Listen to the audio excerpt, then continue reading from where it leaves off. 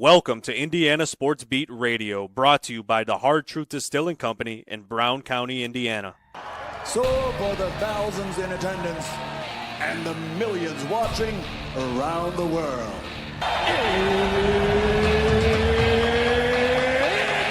Time! Three on the way. Oh! It went in! It went in! And Indiana wins the ball game! Know your role and shut your mouth, you jabroni! Float game for the win! Ayler's gone! Goodbye, touchdown, Indy! Woo! IU! America! They got a football team now! Pretty simple. I win. Google me. You know that I'm the cream of the crop. Now, from the Hard Truth Studios, here's Jim Coyle.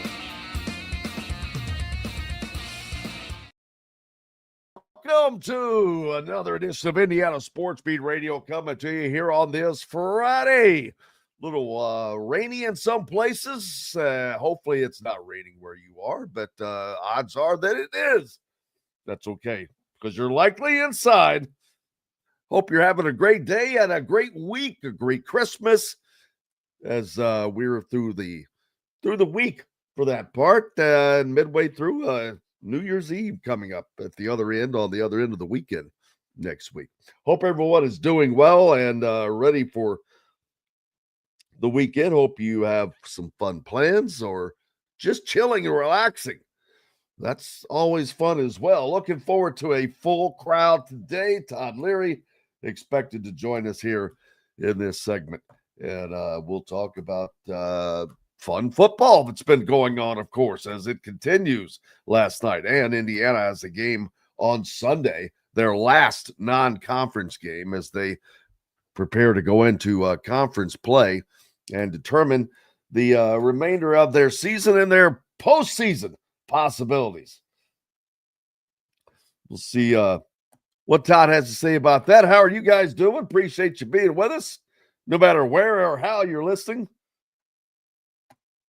If you're listening to one of our great affiliates, we appreciate you. 97.7 ESPN The Ref, always the right call, down in Evansville or up in the region on the voice of the region, 1230 AM, 104.7 FM, WJOB, and in Fort Wayne on Fort Wayne's only sports station, 1380 The Fan.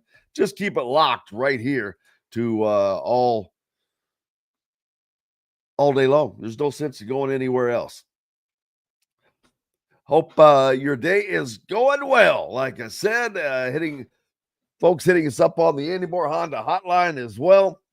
Grady wishes she was down in New Orleans for the weekend, as that is the site of the Sugar Bowl and the winner of the Indiana Notre Dame game is in New Orleans, which is Notre Dame, as they'll be taking on Georgia in that. Donald down in Atlanta.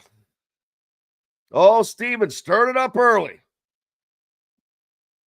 He wants to know what's good about Woodson today. Nothing more that was good yesterday. Brian says all three All-Americans returning to IU football. Yeah, IU not losing. My IU is having a tremendous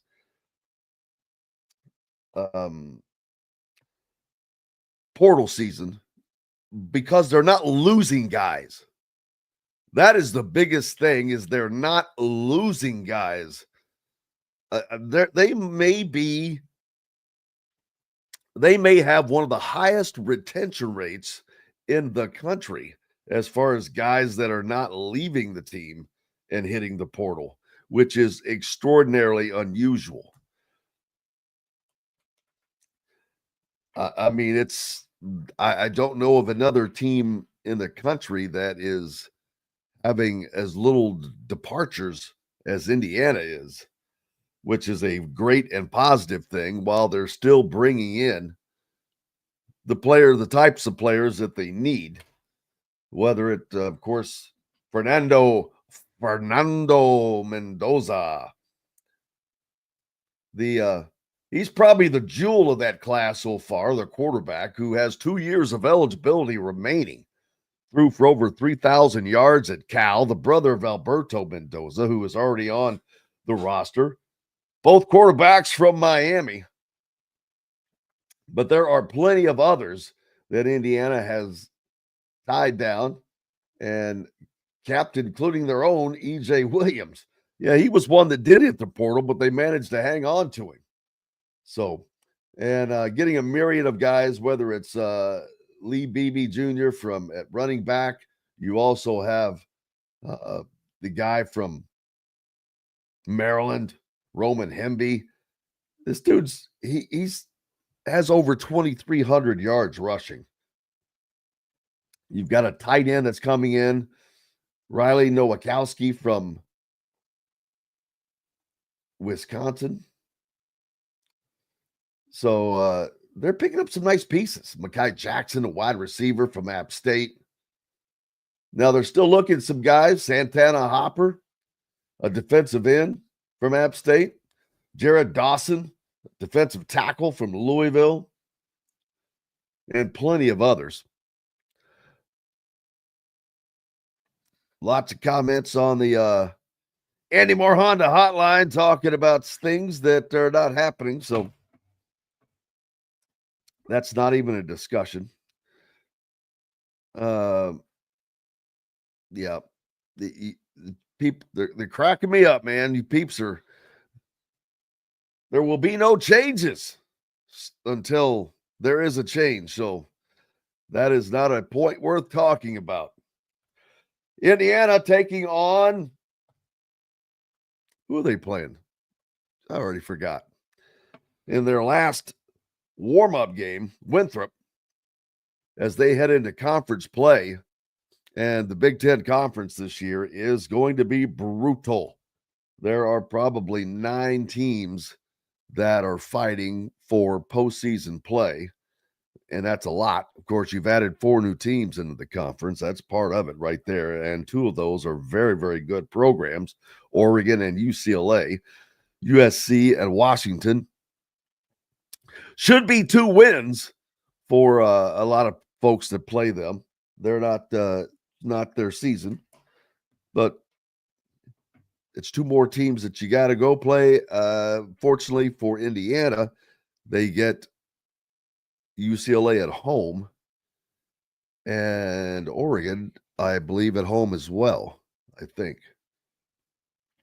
I can't remember off the top of my head, but it is going to be a tough Big Ten season, and there are going to be plenty of teams that make the tournament. Whether Indiana does or not, I have my doubts. As I've said, I don't think that this team makes the NCAA tournament. They have not shown me that they have the toughness nor the resiliency to do so, but that's just an opinion of someone who doesn't matter. So, and I'm fine with that. That's just my thoughts on that. Look forward to talking to Todd about it. And preparing to go into their last final non-con game. We'll see what Todd has to say when he joins us here in this hour. We're going to go ahead and take a break so we can get to it. Look forward to talking to the Shot Father when we come back on the other side of this break. Hope all is going well for everybody. We've got lots more coming up here on Indiana Sports Beat Radio. We'll be back with all of that and more right after these messages. At Ben Davis Chevrolet and Ben Davis Ford in Auburn, we're your one-stop shop for all of your automotive needs. We have the area's best selection of over 300 vehicles, including new cars, trucks, vans, and SUVs. Plus a huge selection of pre-owned vehicles in stock. And if we don't have what you're looking for, we'll find it for you. We also have top-of-the-line service and parts, plus a collision repair center, and we're competitively priced on everything. For sales, service, collision, parts, and more, we do it all. Come see us today or visit us online at BenDavisChevrolet.com and BenDavisFord.com. Enjoy healthy, delicious meals at home without the hassle with the Fresh Fork. Chef-curated, ready-made meals delivered right to your doorstep. proudly fueling IU athletes and now available to you with a menu that's always fresh and diverse, from hearty proteins to fresh salads. The Fresh Fork empowers you to make better food choices without compromising. Let the Fresh Fork help transform your lifestyle for a healthier way of living today at thefreshforkonline.com. Use promo code RADIO20 and get $20 off of your first order. Country living is just a swing away. It can be hard to find the exact home that fits your family's needs, so there couldn't be a better time to build a new home with Property Shore Construction. Now building exclusively south of Bloomington within the Stonecrest Golf community. Choose from one of the gorgeous Stonecrest Signature Series house plans. We have several lots available with scenic views of the golf course. Contact Amy Rhoda with Revesco Real Estate for additional information. 812-583-0919 or go to mystonecrestliving.com. Ugly Grouper, located on beautiful Anna Morale in Florida, is the place to be, and not just because they have unforgettable meals, including locally sourced seafood. The Ugly Grouper has your favorite craft beers and cocktails, along with live music every day. The Ugly Grouper is family-friendly, able to host private parties, and has the biggest grouper you've ever seen. The Ugly Grouper is the place to be on Anna Marie Island, Florida. Tell them Indiana Sports Beat sent you. Go to theuglygrouper.com for more information. Located on 325 acres in beautiful Brown County, Indiana, Hard Truth Distilling Company is the biggest and the best craft distillery around. While Hard Truth is already known for producing internationally awarded whiskeys and spirits like Hard Truth's sour mash bourbons, sweet mash, and hard road ryes, as well as their cinnamon vodka and the always popular toasted coconut rum, Hard Truth Distillery offers so much more. With a full-service restaurant, ATV, and distillery tours, as well as live music, you can spend an entire day at Hard Truth Distillery while making your entire family or group happy. And that's the Hard Truth. Hard Truth products are available across Indiana, as well as many other states. So no matter where you shop, if they don't carry your favorite Hard Truth product, tell them you want the truth, the Hard Truth. Hard Truth Distilling Company encourages you to enjoy all of their products responsibly and to never drink and drive. Welcome back, Indiana Sports Beat Radio, here on this Friday of Christmas weekend, between Christmas and New Year's. Hope it is a good one for you and you're enjoying yourself no matter what you're doing and heading into this weekend.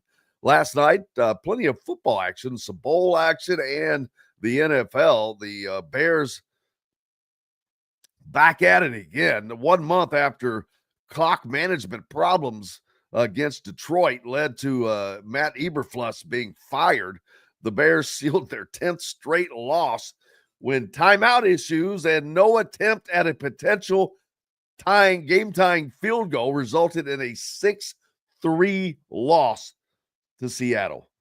6-3. It's like a baseball game. It's like a bad baseball game. Thursday's Seahawks-Bears matchup was one of just 2 NFL games this entire season that did not have a touchdown. Chicago totaled 179 yards of offense, its 4th lowest output of the season, and managed only a field goal in its final home game of the season. 3 points. 3 points. That's terrible. I guess the positive thing is they held their opponent to 6. Looks good for the defense. But, man, yeah, that's not things not going well there for Chicago. Then how about the bowl game last night? Toledo and Pitt, 6 overtimes, man. That was nuts. And Toledo ends up winning, knocking off Pitt in the Game Above Sports Bowl. And these bowl game names are so dumb because you don't know what they mean. But 6 overtimes. It would just suck to lose a game in 3 or 4 overtimes because you're running one play. Everything comes down to one play. And I guess a game that's the same as a game if it's in regulation. So not a lot of difference, but yeah, it would stink to play that much and have it come down to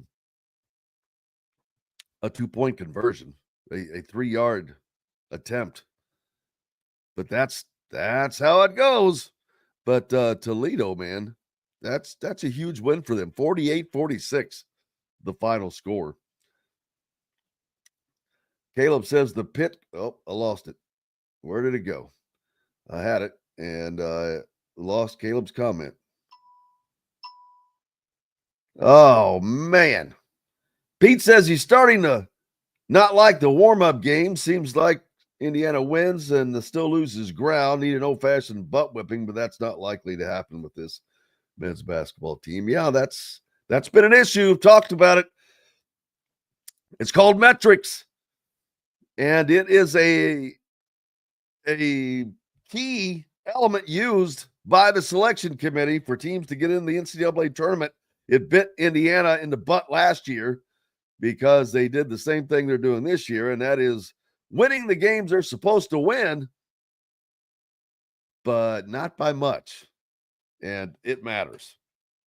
And it's going to matter again, unfortunately. Todd, Leary joining us here in just a little bit. Talk more about that. And it's just, there's no excuses. The excuses of, oh, well, there's these new faces and that's the biggest load I've ever seen. Every team is full of new faces. Michigan has nothing but new faces and a new coach. They're successful. So I can't stand BS excuses. Losing is one thing, but plotting it, filling it up full of excuses is a whole different one. Indiana's got to get their stuff together, and they have the entire Big Ten season to do that. But it's going to happen quickly. Speaking of the shot father, there he is.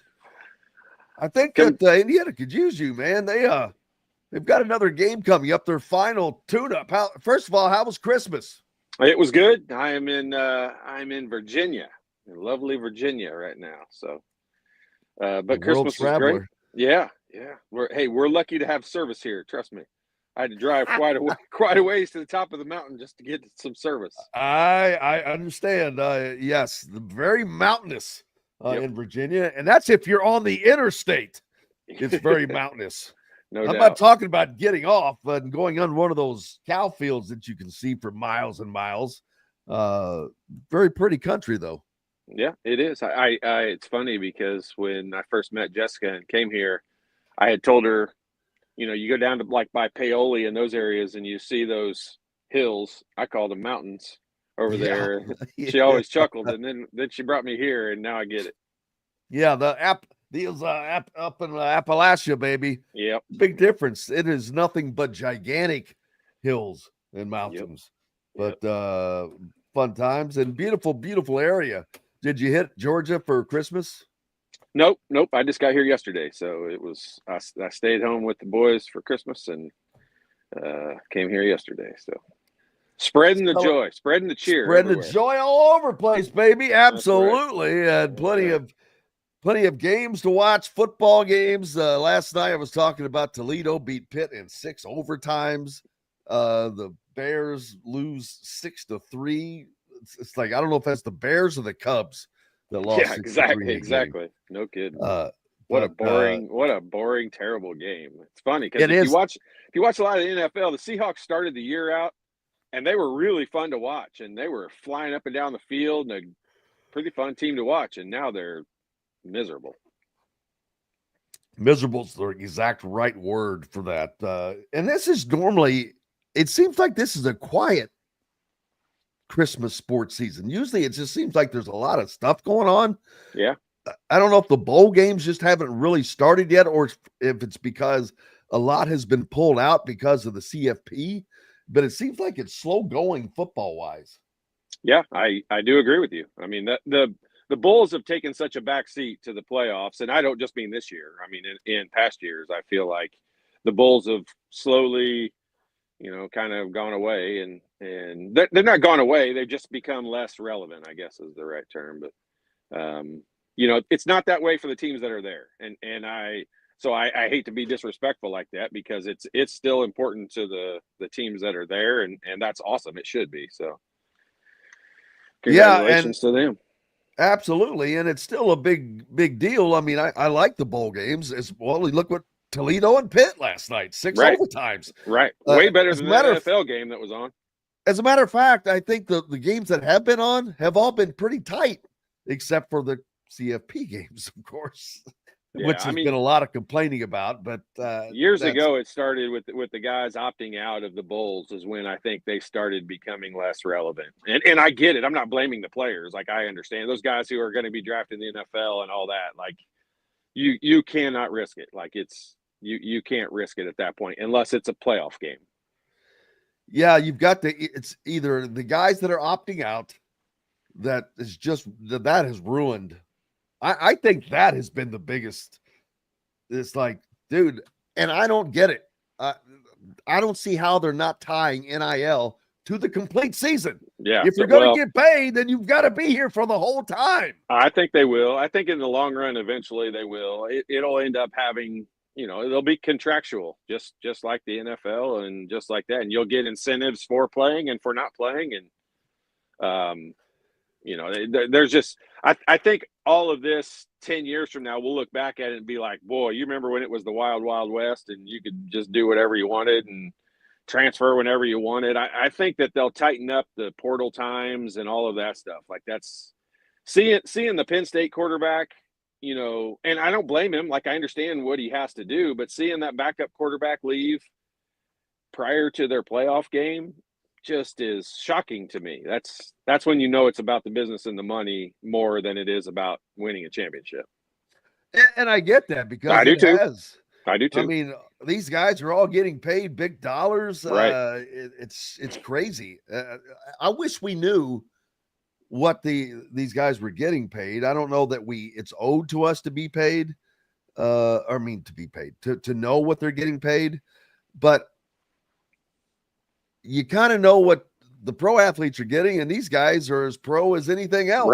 Right. Yeah. I mean, the whole amateurism thing, years ago, protecting the college athletes, like, that's totally out the window. And I think everyone's okay with it being out the window. I don't even think the players would complain about that.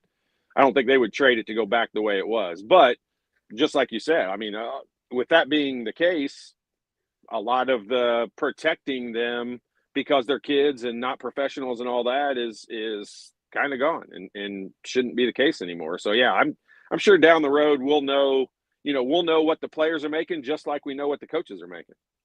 Yeah, I would imagine that is the case, because it's going to continue, especially now with the schools paying soon to be coming, paying them straight up. Yep. Now, oddly, Indiana's collective, Hoosiers for Good, is going to cease operation. That is not the same for other places. There are a lot of collective, they're staying open, because just because you have that $20 million that's going to be coming from the schools does not mean you cannot give additional NIL or can come from a collective. It can't. So I'm kind of confused as to why. I was unaware that it was going away. Yeah, the Hoosier. Now, I don't know that the Hoosiers Connect is, which is a part of Hoosiers for Good. Right, yeah. But it was a thing sent out that the Hoosiers for Good will cease operations at some point soon. And so I really don't understand the reason for that, because everyone still needs a collective. Trust me, Ohio State and places like that, they're going to be spending way more than $20 million. Hell, they'll spend that on football alone. Easily. When you see Michigan paying $10 million to one player, we think that the professional sports have an issue with guys being upset over other guys making certain amounts of money. Wait till we see that wait till we see that in colleges and guys, getting upset and mad because, I mean, it just sets such a, I don't know. I'm not mad at it because I think it's a good thing overall, them getting paid.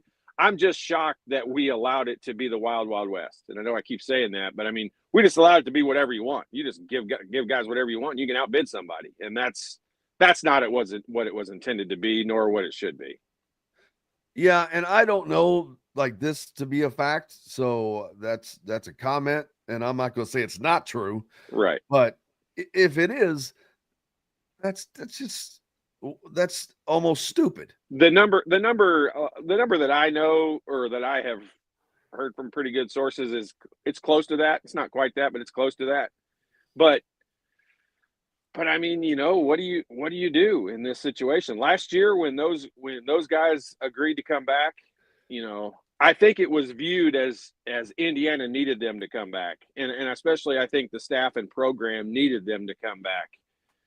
It's not Mike as much Woodson as needed them to come back. Yeah, I think that's partially the case. I don't even know that he would agree with that, but probably not. But I mean, we all see it that way, and yes. It needed to happen. And it wasn't as soon as they announced they were coming back, and the amount of money that I know that they did get, it wasn't about their production with that amount of money. It was more of an optics thing and what needed to happen for the program. I'm not sure if they would or would not have gotten all the transfers that they got to come in. But I'm with you, Gritty. Yeah, bring it. The announcers and audience. Gritty brings up a great point. When's the Wild Wild West going to trickle down to us, the fans? I'm ready.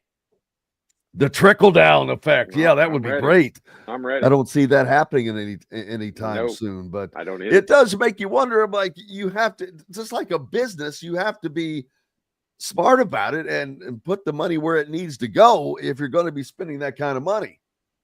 Yeah, but I mean, we're talking reality, and then we're talking sports money, and this is major sports money now. Like monopoly. That money? amount of money is laughable when it comes to what what they're dealing with, and TV contracts, and the amount of money Indiana provides for making the playoffs, I'm sure is an astronomical number. So just so many different factors that none of us really know a lot about.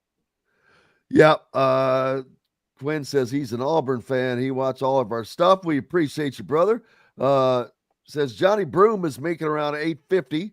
They got him to come back on a deal, really. Well, hey, when you look at when you look at it that way, I mean, yeah, it makes sense. Like you probably thought, or people probably thought at the time, that seemed like a lot, but with the year he's having, is he worth that to them? Yes, he is. I mean, he's got them playing as well as anyone in the country. And I think Coach Pearl and that whole program is probably going to be the hot commodity of the year. I think they're going to be, at the end of this season, I think Auburn's going to have to fork up some big money to keep a lot of the coaching staff and that stuff around, because I think Bruce Pearl is probably, and maybe I'm wrong, maybe he's in a dream place, I'm not sure, but I see Bruce Pearl as the next big hire away, like Calipari was last year.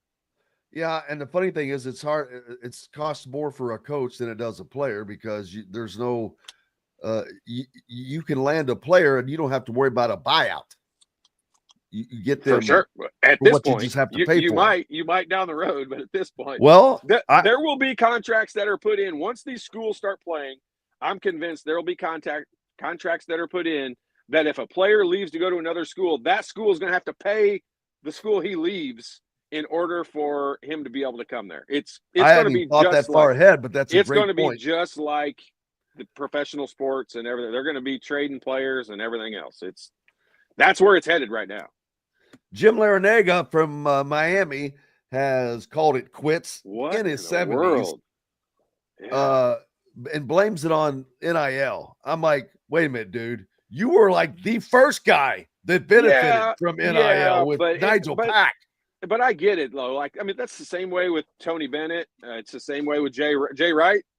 We got to look at him as a prophet. I mean, this dude saw this coming way in advance, and he got out, the right way. Did Tony Bennett quit about this same time last year? Was it right before the season, right as the season had already? The season had started.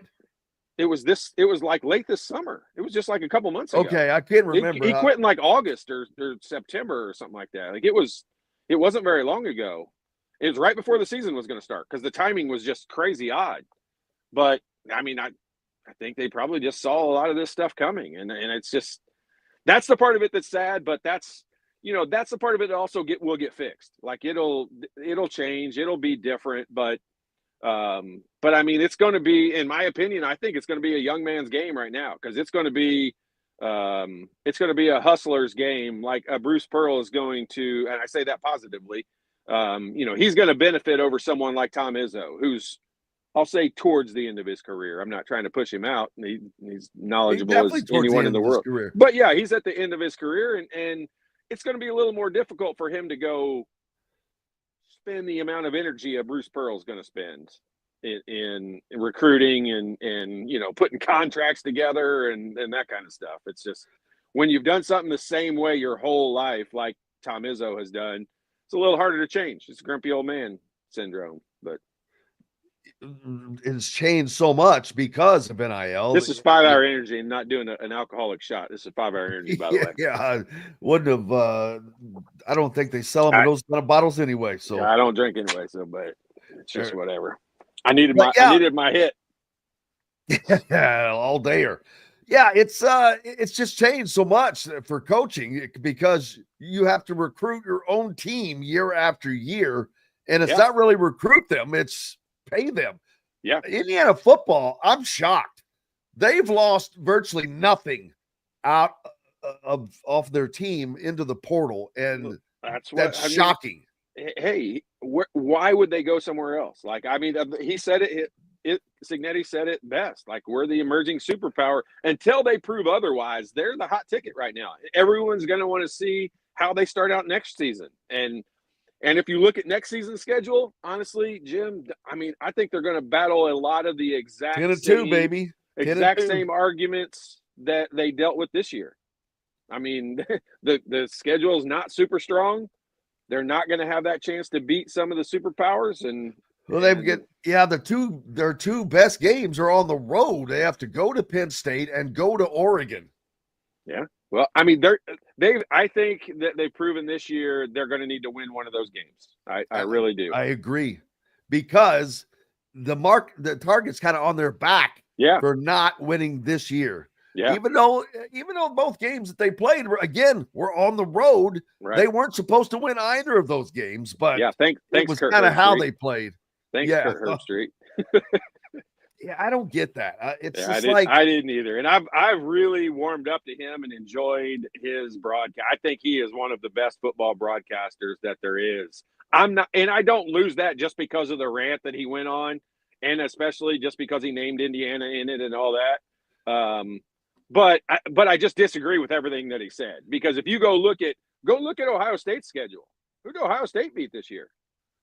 I mean, they didn't beat anybody. Well, their best win is Penn State, who then and that's a good win. I mean, I'll give them to it. That's a good win.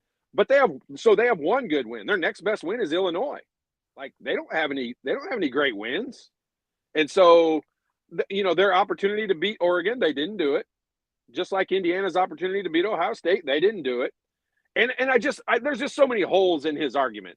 And I'll say this, just like the NCAA tournament, I say this about the NCAA tournament every year, and I say it to remind myself as much as anything, is they are not picking the best 12 teams. The NCAA tournament is not picking the best 64 teams, because you have automatic qualifiers. If they were picking the best 12 teams in this playoff, Clemson probably would not have been in. But they won their way in, and they earned their way in because it says if you win that conference, you're automatically in. And when you're going to have that situation, you don't have the best 12 teams.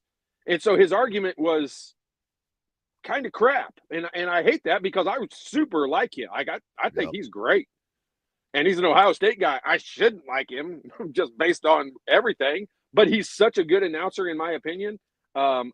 I enjoy listening to him a lot. I think he got some momentum in that interview and that conversation, and I think he's it's almost like a drunk guy, drunk muscles. Like, he just kept on rolling, and I don't think he needed to.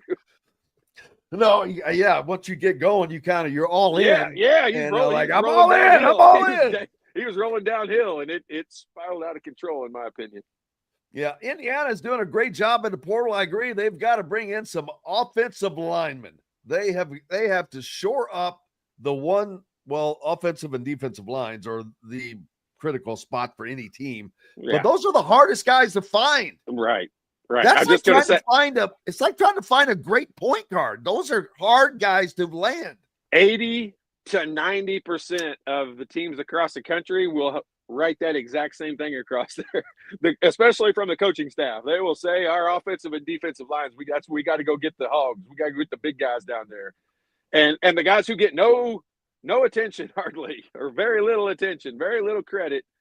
You see what happens to a quarterback as talented as Curtis Rourke when he doesn't have the time to let the receivers run their routes and get to those, the places they need to be, and places he needs to get the ball to. They look average, and it all goes back to, I use it a lot because I'm a basketball guy, back to Coach Knight's hogs were the screeners. Those guys that set the screens, Cree Smith and Daryl Thomas and those guys who did all the dirty role work. Players. They made it so that Steve Alford could be who Steve Alford was, and Jay Edward could be who Jay Edward was, and Calvert could be who Calvert was. And that they don't get a ton of the credit, but they're the guys who make it possible to have those other guys. And you don't have a Shadur Sanders or a Travis Hunter, and those guys, if their line didn't get better this year, they couldn't put up the numbers they did. You saw what happened last year. Every time they played a decent team in Colorado last year, the offensive line got run over. And this year they shorted up a little bit, and they were better. And I'm sure next year they'll be better again, unless he's coaching the Cowboys. Unfortunately, it was the only spot where they were hit with the injury bug. They lose 2 starters off of the offensive line, and I think eventually that they caught up. Yeah, you can see that. So we got to take a break. We've got the great Todd and Leary with us from myjumpshot.com. For those of you that have a kid, know a kid, maybe are a kid, need some help with the jump shot, basketball fundamentals, go to myjumpshot.com and you will get taken care of. We'll come back and talk about Indiana as they hit the hardwood for one last time before the Big Ten opens up on the other side of this break. Located on 325 acres in beautiful Brown County, Indiana, Hard Truth Distilling Company is the biggest and the best craft distillery around. While Hard Truth is already known for producing internationally awarded whiskeys and spirits like Hard Truth Sour Mash Bourbons, Sweet Mash, and Hard Road Ryes, as well as their cinnamon vodka and the always popular Toasted Coconut Rum. Hard Truth Distillery offers so much more. With a full-service restaurant, ATV, and distillery tours, as well as live music, you can spend an entire day at Hard Truth Distillery while making your entire family or group happy. And that's the Hard Truth. Hard Truth products are available across Indiana, as well as many other states. So no matter where you shop, if they don't carry your favorite Hard Truth product, tell them you want the truth, the Hard Truth.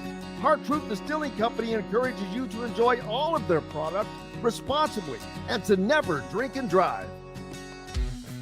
When it comes to apparel and promotions, Freethink has you covered, literally, whether it's 24 or 200 shirts for sports leagues, businesses, or groups. Freethink Apparel and Promotions can also create your very own merchandising store. Freethink Apparel and Promotions did it for Indiana Sports Beat Radio, and they can do it for you. Whether it's screen printing, embroidery, digital printing, promotional products, vehicle wraps, or anything else under the promotional line. See what Freethink Apparel and Promotions can do for you at freethinkapparel.com. Know a team or group needing a fundraiser? Boost Fundraising raises more money faster and offers the most unique and user-friendly online fundraiser in the nation. Your team receives personalized fundraising pages for each team member. Free team-branded promo gifts shipped to each donor. Boost Fundraising does it all. Sports teams, marching bands, charity causes, and community groups. Go to boostfundraising.com and be sure to enter the promo code COYLE, that's COYLE, to receive a discounted fundraiser. If you're looking for a home in the Indianapolis area, you need Cheryl Sizemore from Remax Advanced Realty. Cheryl Sizemore has over 2 decades of experience, and that could be the difference in getting the home you want in today's tough housing market. Reach out to Cheryl Sizemore from Remax Realty at Cheryl@IndyHomePros.com or 317-701-0838. 317-701-0838. Let Cheryl Sizemore help you find the home you want today. At Ben Davis Chevrolet and Ben Davis Ford in Auburn, we're your one-stop shop for all of your automotive needs. We have the area's best selection of over 300 vehicles, including new cars, trucks, vans, and SUVs. Plus a huge selection of pre-owned vehicles in stock. And if we don't have what you're looking for, we'll find it for you. We also have top-of-the-line service and parts, plus a collision repair center, and we're competitively priced on everything. For sales, service, collision, parts, and more, we do it all. Come see us today or visit us online at BenDavisChevrolet.com and BenDavisFord.com. Welcome back, Indiana Sports Beat Radio here on this Friday, coming to you from the Hard Truth Distilling Company studios. Thank you so much for being with us. The shot father, Todd Leary, with us. And Indiana basketball hitting the hardwood again on Sunday for the last time before Big Ten play opens up. They take on Winthrop, and Winthrop is not some Johnny-come-lately, man. They're 10-4. Their losses have come at Virginia Tech, Louisville, and Florida State. So they're not getting beat by Joe Schmo. They're like a helter-skelter type of team. Yeah, they're one of those teams that's made the tournament, several times over the last few years. It seems like they kind of reload, and then their players hit the portal and go somewhere bigger. But they're a team that this is an insult, and it's not intended to be that way, but they're kind of like a low budget Auburn. Like they really come at you. They're trying to go a million miles. They're kind of like VCU used to be. They come at you really aggressively, and they score a lot of points. And they've always kind of been a defensive minded team, and it just seems like it's difficult to play those teams that buy in on the defensive end, and they make it difficult to score. Yeah, they get to the free throw line a lot, more than anybody in the country at 32 attempts per game. That's a lot. Yeah, I mean, that's lot. Not great. That's not great for Indiana's. I'll call it some of their issues. Malik Renew. His name comes to the top immediately. Mbako recently. They're going to be driving the basketball in Indiana. This is one of those games. I've changed my ways, because I used to always be, hey, we're man-to-man defense. This is what we do, and deal with it. Like, we're good enough on defense to, we're going to beat you. And now I've kind of changed my tune. And this is one of those games I would love to see Indiana come out and start the game out for the first 10 minutes in a 2-3 zone or a 1-3-1 zone, or do something different so that they stay out of foul trouble. Like, simply to stay out of foul trouble.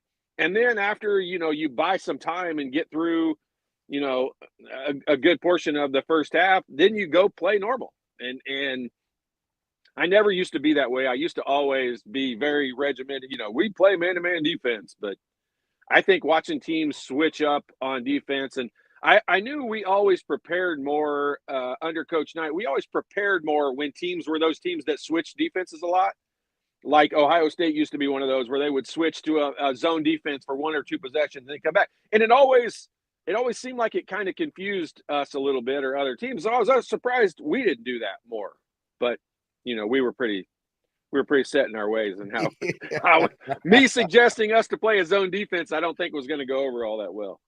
Probably not. They get to the free throw line or not, they also foul a lot.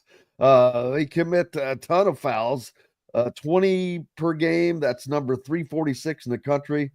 And so they commit, plenty of turnovers. They're a helter-skelter team. They're man. like Auburn. Like Auburn has a rotation of 9, 10, 11, sometimes 12 players, which when you look at that, you think of each one of those guys has 5 fouls. Like they have the ability to run guys in and out and use fouls a little more aggressively than some teams do. And I think they try to use that to their advantage. Kind of like, you remember the old Arkansas teams, 40 Minutes of Hell with Arkansas. Oh, yeah, Nolan Richardson, bud. Yeah, Nolan. I mean, that's kind of – I kind of say it's the same, formula that Bruce Pearl uses and what they do at Auburn. And it's it's been successful. So I'm surprised it kind of hasn't caught on more, but yeah, they're a team that Winthrop's always been a team, and they've made the tournament a lot. They've always been a team that comes at you aggressively, and it's a good one, I think, for Indiana to schedule, because it's more of a team you might come across in the NCAA tournament rather than teams that you're going to see in the Big Ten. Indiana's got 18 more games of battling wrestling matches that have a basketball involved in it. And so having a game like this is a little bit of a prep for the NCAA tournament, God willing that they make the NCAA tournament. Yeah, if you look at Indiana's starting lineup now with Trey Galloway having replaced Kanan Carlisle, everyone else averages in double figures. With Mbako at around 14 and Renew at 15, Ballo at 12, Rice at 11. He's like either on fire or not on fire. He either has a big game or a normal, just a subpar game, scoring wise. You talking about Galloway or Carlisle? Yeah, or Rice, which is fine because his average is what it is. He very seldom has scored his average because he either scores 20 or 4. Yes. Yeah, exactly what you're saying. Like I get it. And that's one of the things I think I said on the show last week or the week before. That's one of the things that has to change. He has to become more of a 12-point a game scorer. Consistent guy. We cannot have the games when he only has 4. Like Indiana is not near as good as they can be on the games where he's not more involved and efficiently involved. He doesn't. We need him to score 12 points taking 6 shots, not 11 shots. And if he takes 11 shots, he needs to score 17 points. But that consistency is what has to happen. I'll say the exact same thing about Trey Galloway. Trey Galloway has to have a more consistent line. And when I say that, he's had games where he scored a decent amount of points, but he doesn't do it the same way every time. And I know that should be a good thing, but it's really not. Like, they've got to be able to count on him shooting the basketball. And I should be happy because the last 2 games they've shot more 3-pointers than they're used to shooting, but they've not made more 3-pointers than they're used to making. So that part of it hasn't worked out the way I would have hoped. But they're going to have to shoot the ball better if they're going to win consistently in the Big Ten. No question. Well, the one thing that they have really shot the ball poorly is this is not a breaking news story over the last almost decade now for Indiana, is behind the 3-point line. It's been kind of bad lately, as a matter of fact, though. Not kind of. Yeah, it's been real bad. 23 of 87 just over the last 4 games for 26%. That is not helpful. No. Not helpful, and the opposite. It's detrimental to your ability to try to win. So yeah, that's not been. I wanted them to shoot more to see like what the result was and if they could get in a rhythm. And they went off. They shot 35 attempts. Right. Against Nebraska, or who was that again? Or last game out. I can't remember. It wasn't the last game out. It was 2 games ago. But yeah, it was. But the thing, it was so much. Their norm. It was so far outside of their norm for what they put up. They normally put up 18 attempts a game, maybe, and they put up 35. That's a crazy amount of shots for a team that doesn't do it often and doesn't do it successfully often. Yeah, and I was really hoping it would get to the point where they became more comfortable doing that. And it's like anything with repetition and doing it more, you get better at it. And this team has just struggled to shoot the ball. Like it's like football coaches when they say, we got to run the ball more and all that. Like, I mean, the recipe for winning for this team seems pretty simple. I'm surprised that, but I will tell you that the coaching staff doesn't see it that way. They do not. I've made those statements, and I've been told directly, nope, that's not it. That's not the deal. And I disagree, so I just end the conversation. Move on. Yeah, why is Indiana so poor at shooting the 3-point shot here? The last several years, it's something that used to be a staple and it has gone away. I know it's a very simple question that probably does not have a simple answer. Well, I mean, my simple answer is, and I'll tell you this, if you go watch the AAU circuit, so if you go watch the Adidas circuit and the Nike circuit, and Under Armour used to have a big one, now Puma's coming up with one. Like, if you go watch the elite top teams in the country in AAU basketball, there's probably one or two guys on every team that's a good shooter. Everyone else is a really good athlete, or 6'10", or a 9-foot wingspan. Like, athletic ability wins in AAU basketball. Athletic ability can overpower you. The Auburn formula will wear you down and beat 95% of the teams in AAU basketball. But the fundamentals of shooting the basketball are not. That's why Braylon Mullins last year skyrocketed in his rankings last year, for the sole purpose of almost every team they played against, he was the best shooter on the floor, like almost every game. I went and watched them play. I think they lost to Utah in the national finals down in Rock Hill, South Carolina last summer. And the team they played against had at least four guys on the floor at all times that could shoot. Like, and that made them extremely difficult to beat. That's why I think they won back-to-back national championships in the Adidas circuit. And so that is proved. That was definite proof to me that, teams that not only have athletic guys, but have guys who can make shots in AAU basketball are the ones that are going to win. And I think that translates straight to college basketball. And Indiana, since the recruiting has turned, I'll just say, more to the national level, where you're trying to recruit the top 25 players versus, there's probably 1,000 kids within 200 miles of Bloomington that play high school basketball that could outshoot the majority of guys on IU's team. I mean, I'm not saying that to rip on anyone or really to make a point. I'm just saying it's not been the thing that they have focused on bringing in. They're not focused on bringing in shooters. Luke Goody, great shooter. He really is a good shooter. As he gets more comfortable, I've told you that all year long, as he gets more comfortable, even at Illinois, he never really had a role where he was, a volume three-point shooter. He didn't play volume minutes most of the time, and then he dealt with injuries. Right.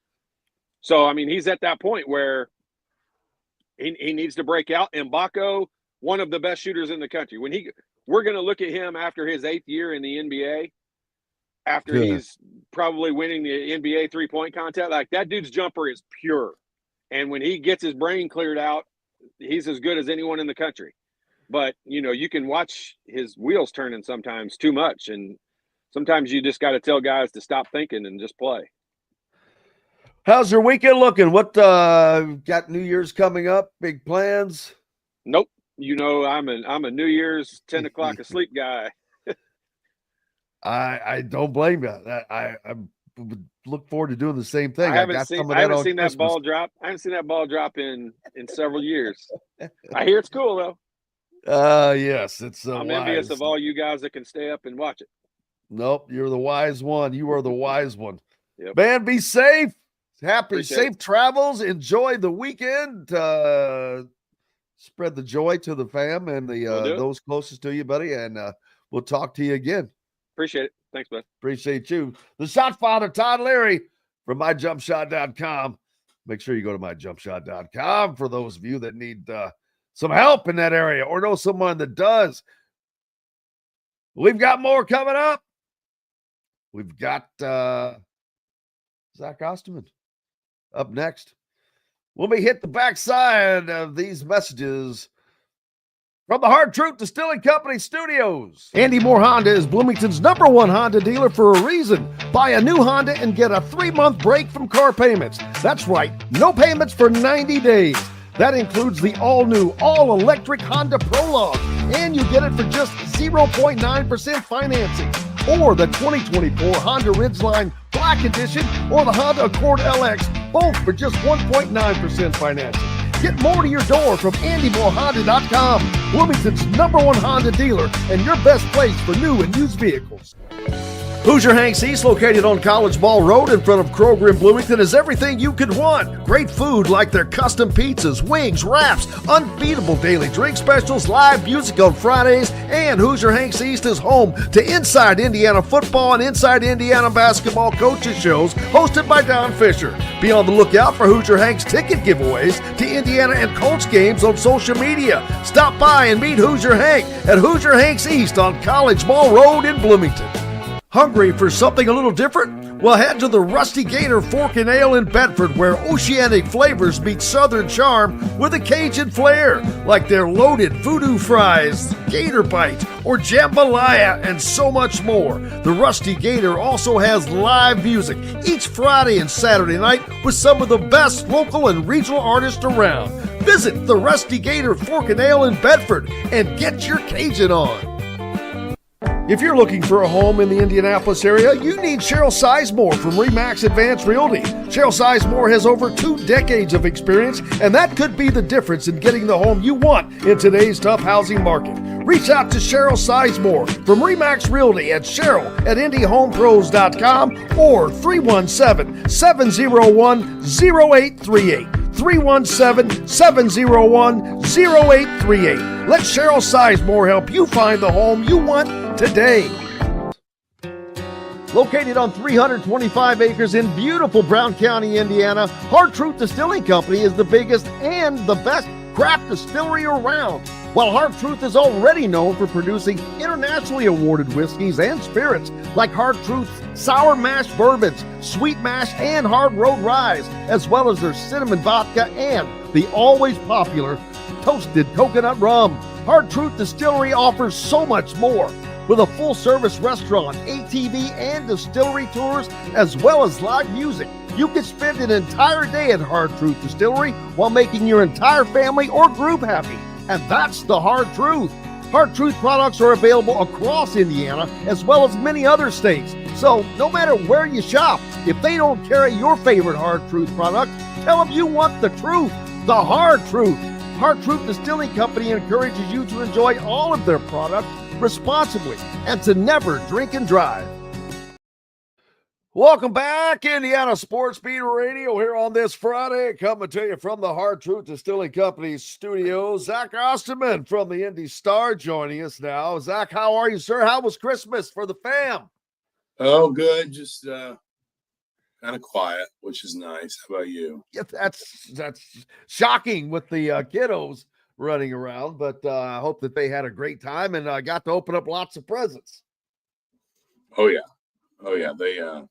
They've had a banner week. I don't think there's any question about that. Well, that's a good thing. Now, Indiana football's been having a banner week and keeping. I'm shocked that they have kept the guys out of the portal. That has been the biggest win that I think for Indiana is they must have one of the highest retention rates in the country.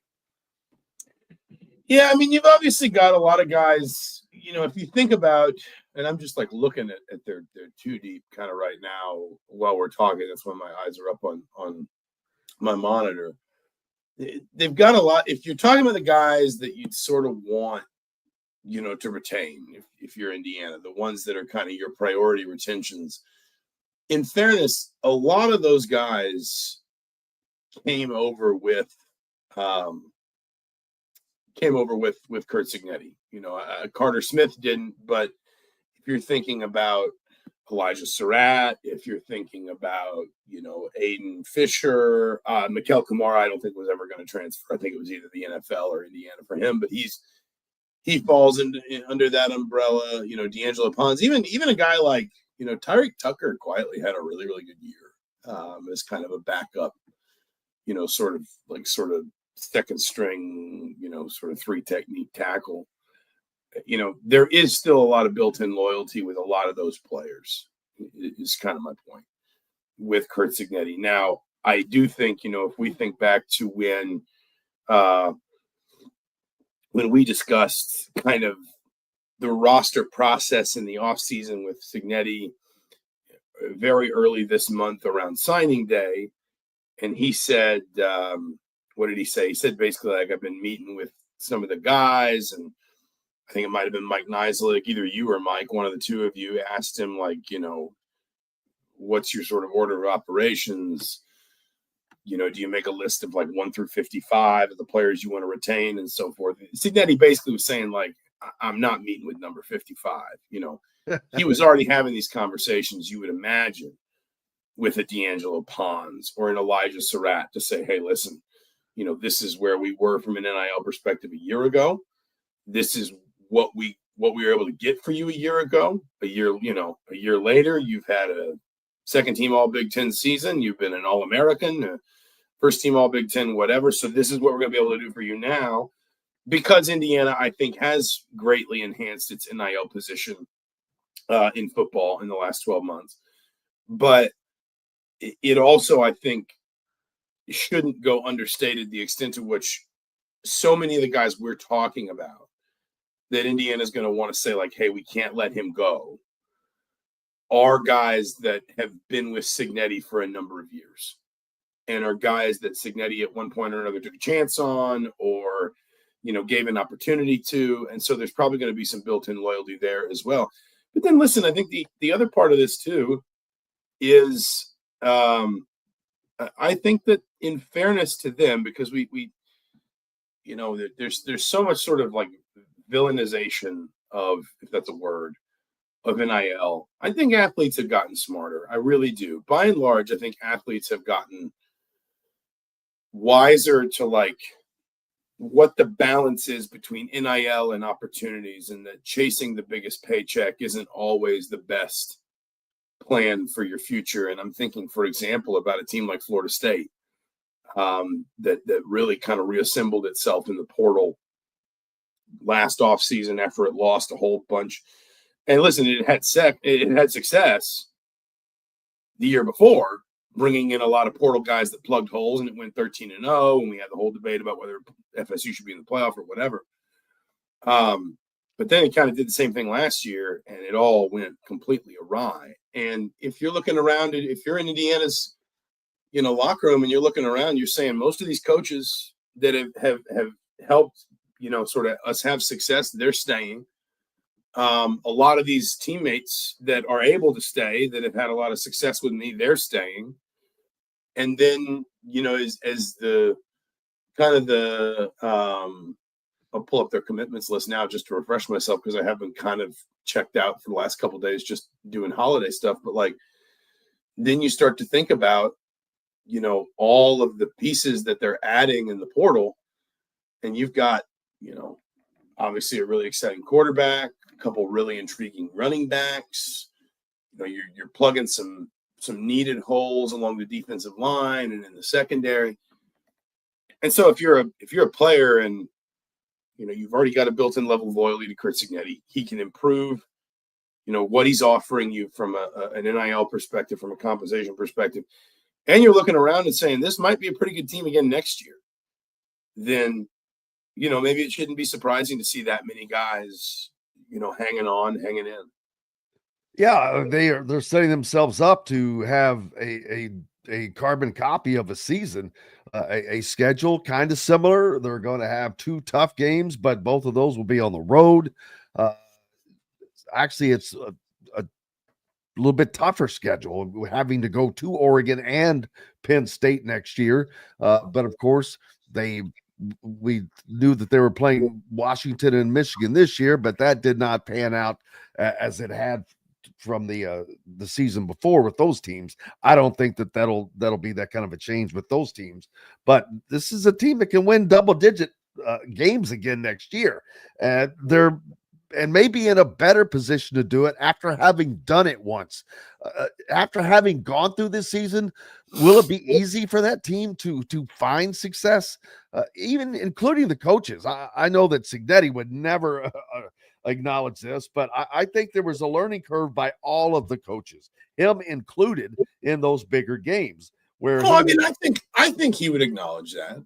I think he would acknowledge that. I don't think someone who has said, like, I'm a lifelong learner or whatever, suggests that he wasn't learning lessons from his first season as a head coach at this level, whether you're talking about the wins or the losses, whether you're talking about any of it, how you navigate the non-conference, how you structure sort of your season in terms of, what KPIs you're trying to hit here versus, and it's pouring rain outside. I'm sorry, I got distracted. Here versus here versus here.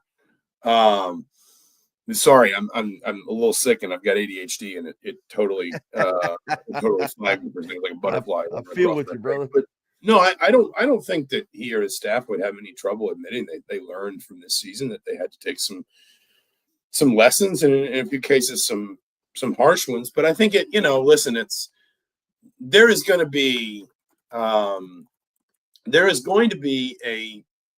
an understandable, I would say, desire to look at the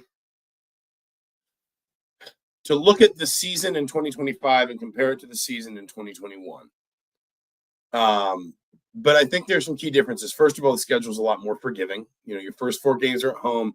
Once again, I don't expect anything to change. You're going to have a really easy non-conference slate. Your first 4 are at home. I think it's, what is this, like 5 of your first, or 6 of your first 8 are at home.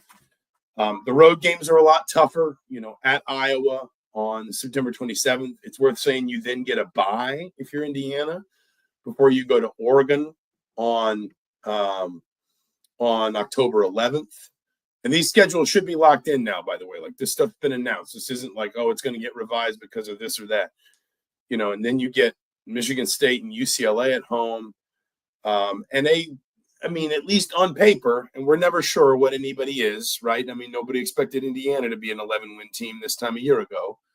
But at least on paper, you get a relatively forgiving November as well. Maryland on the road, Penn State on the road, but then Wisconsin at home, and who knows what Purdue's going to be up in West Lafayette. So you're on the road for 3 of your last 4, but there's at least a couple winnable games in there, if not 3. My point is, the schedule's more forgiving. You've got a staff that, with all respect to the previous one, I think has substantially more success handling adversity, or not adversity, handling success, and how to build on that.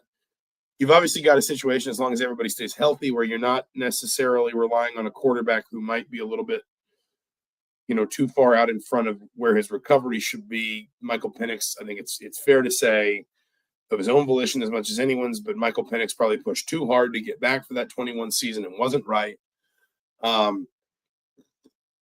Indiana opened that season, with what?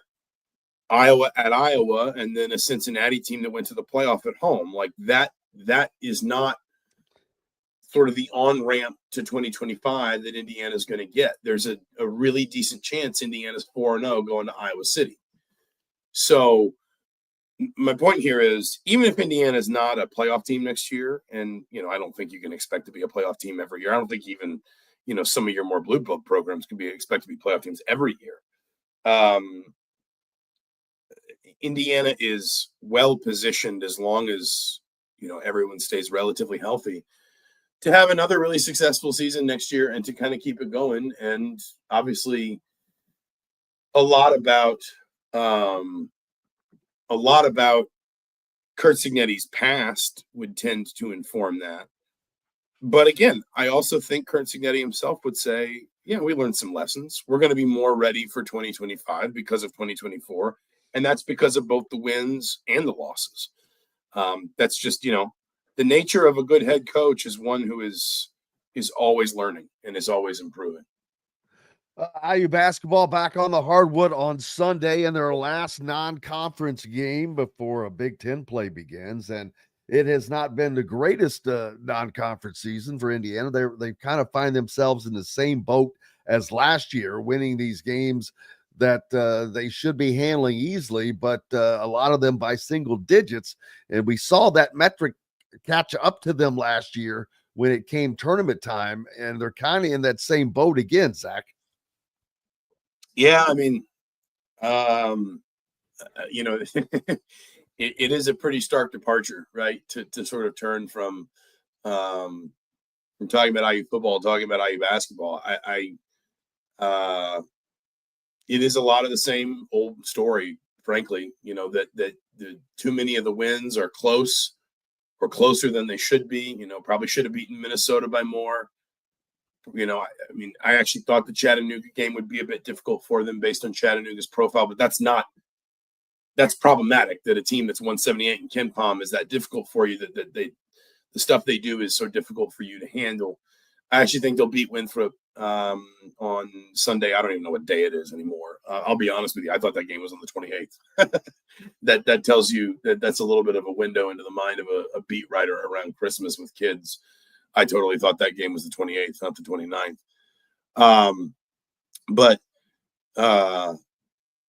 in general, it's kind of the same story repeating, which is the wins are too close, the losses are too heavy. That skews the efficiency metrics. That sort of drags down your KenPom rating, your Torvik rating, your net rating, and it leaves you with an increasing amount of work to do. I think it's fair to say, if Indiana were in the if this were Selection Sunday, Indiana would not be in the field right now. I'm over here on Torvik because he's got a tool that I like using, which is similar resumes, which basically takes kind of your current resume, some of your projections, and just sort of tries to determine where you wind up. And it gives you 10 comparisons from about the last 10 to 15 years, and not one of them today. Not one of Indiana's 10 historical comparisons made the tournament. So that gives you a sense. We talked about them maybe leaving themselves too much to do in the conference because of wasted opportunities in the non-conference. We've talked again about the issues with margin of victory versus margin of defeat. Quite frankly, I think we're still seeing a team that is just way too weak defensively. Weak is not the right word. I think structurally unsound. I don't think it's necessarily an effort thing. I don't think it's a strength and effort thing. I think it's a structural thing. Indiana's struggling to guard the ball. That allows teams, too much easy entry into the lane. That, when you look at like the assist rate numbers, opponent assist rate numbers, that they're way too high. Indiana's 279th in the country in opponent assist rate. That means a lot of baskets scored against Indiana are assisted, which tends to mean, it's not always this way, but it tends to mean Indiana can't stop penetration, which collapses defense, forcing Indiana into help and rotation, which eventually leads either to an open jumper somewhere or an open lane for somebody to get to the rim. The point is, Indiana's, just not an NCAA tournament caliber team right now. And it's not even January. That can change. If you're Indiana and you can beat Winthrop, maybe beat Rutgers, upset Penn State, and then come home and beat USC, then, suddenly you kind of feel good about yourself again. You're 4-1 in the conference. You've added, probably only one NCAA tournament quality win, but it's a good win because that Penn State game, the committee has historically treated Penn State at the Palestra as a true road game. So that would be a quality road win in very early January for you to start building on if you're Indiana. But I don't blame anybody who looks at the forecast I just laid out, which, to be fair, has Indiana basically winning 3 games KenPom currently favors it to win, and losing and then winning a game that KenPom has it favored to lose by 6. So it's not a crazy scenario, but I don't blame anybody who's seen Indiana in the last month and just sort of thinks like, yeah, but I don't see that happening, because right now I don't think you see a lot of the markers of improvement from this team. No, and that's a sad part for the fans, is because we still have 3 months of the season. Remember, you've got all January, February, and that you get into March. And this year, the Big Ten, you have to, the bottom 3 teams will not even make the tournament. I don't think that Indiana is going to be in that situation, but it's going to be difficult because they're going to be behind the 8 ball all the way through this season unless they collect some nice big wins. No, again, that has been that was the same, sort of discussion last year, it was the same sort of discussion 3 years ago, not 2 years ago. Obviously, 2 years ago was different. But you think back to, I'm thinking about the Mike Woodson's first season. Indiana got to 16-5, but I think it had 3 wins at 16-5 over eventual NCAA tournament teams. And then it lost 5 games in a row. And you sort of felt like, this team's kind of letting it slip away. And then they kind of pulled it together, obviously, at the end. And then last year, was just, I don't want to act like Indiana was ever particularly close to making the tournament. But, like if you turn around the Kansas game, if maybe you turn around the Illinois game on the road that I think was tied with about a minute to go, if you turn around the Northwestern game at home, then, that number 1 gets you over 20 wins, but number 2 probably at least puts you on the bubble in terms of that's 3 wins against eventual NCAA tournament teams.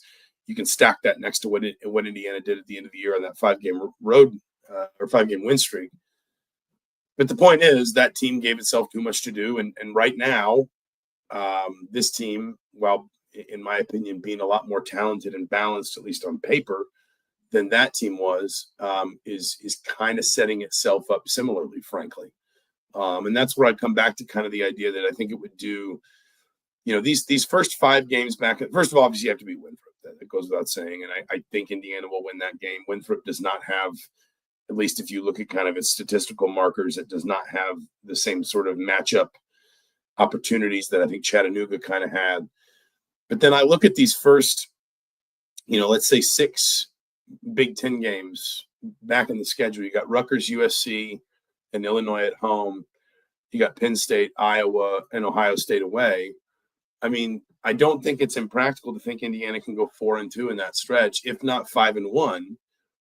And if Indiana could, really kind of give itself a bit of 4-2 would get you to 14-5. It would get you to 5-3 in the conference, and it would probably have to include at least 1 road win. It would probably include a win over at least 1 NCAA tournament team, if not 2. It would get you to a place where you feel like you're kind of setting yourself back on the right track. And then you can, look at some home games down the line, like Maryland, like Michigan, like UCLA and Purdue, and say, if we can just hold serve in those and grab 1 on the road, then we're in good shape. But again, there's not a lot that we've seen from Indiana, either in the Bahamas or in the Nebraska game thus far, that has led us to believe that that's likely.